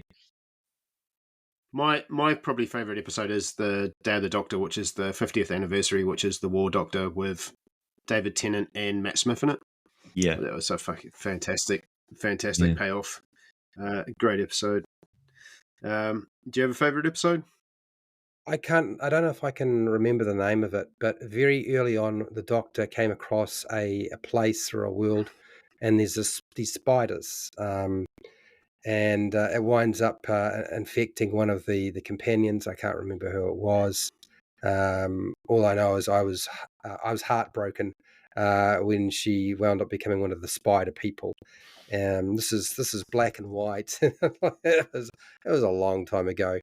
That's the one that probably stands out for me, the creepiest and most horrible one I've ever come across. I mean, obviously the first interaction with the Daleks and the Dalek creator was pretty good too, but where David Tennant goes to that mining world and there's a big demon, like the devil, is inside the thing. That was an unexpected pleasure, that episode, because that was really classic Doctor Who.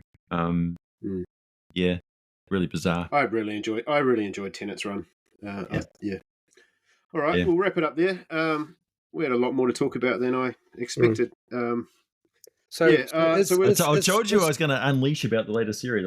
Is Doctor Who still really a popular series? I mean, not for long. Because not according to AJ, but yeah. Well, I think the problem is that it really was popular, and it had a formula that kept evolving in a good way. And I think they've struggled to figure out how to do this. I feel like Doctor Who is like Coronation Street. I can't stand Coronation Street, but I think it's reached a point where it's time for it to die. You know, it should know better than a TV series should really not go beyond 10 seasons, and it's time to put it aside. I think we'll probably see a hiatus of the show again for another like 10 years or so, and then it'll come back again. Star Wars needs to die as well at the moment to me. Yeah. Star Trek. So Fred wanted to, Fred felt down and thought we were being negative, and then it did. I'm not saying, I don't think that's a bad thing. I think probably it would be good for the whole series to just stop. Yeah. And let whatever's going on settle and come back to it and look at it, when our culture can deal with, characters that can be, male, female, or in between, and not have this battle. Yeah. The fact is, Doctor Who always could address those stories. There was plenty of narrative room in there to do it. You didn't have to force anything. You didn't have to turn against the fandom. You didn't have to have shitty writing just to try and accommodate whatever social agenda you're hammering at people. I mean, we lived through the 80s and all of the environmental messaging, and stuff like that. So we're well aware about moralizing and stuff like that. But this is not what this is. This is not what this is. This is not a beneficial message that is being sent to everybody. This is an aggressive, isolationist, divisive kind of fan abuse, and it's usurping some of the most treasured legacies that we have in our fandom, which is part of our culture, and it needs to be protected and preserved. And these companies, these corporations, which are profiteering off it, or are at the helm of a sinking ship, are scuttling themselves, and I can't understand why they don't see why. Oh, I can't wait till we get to Star Wars. Oh right. my God. We've got 1 minute to go, so I'm going to call it there. Yep. Yep. So, thanks, everyone. I made us a list of topics that we all in agreement that we'd like to talk about. I'm probably going to take a leaf out of Fred's book and chuck those up on YouTube as a poll and let people start to decide.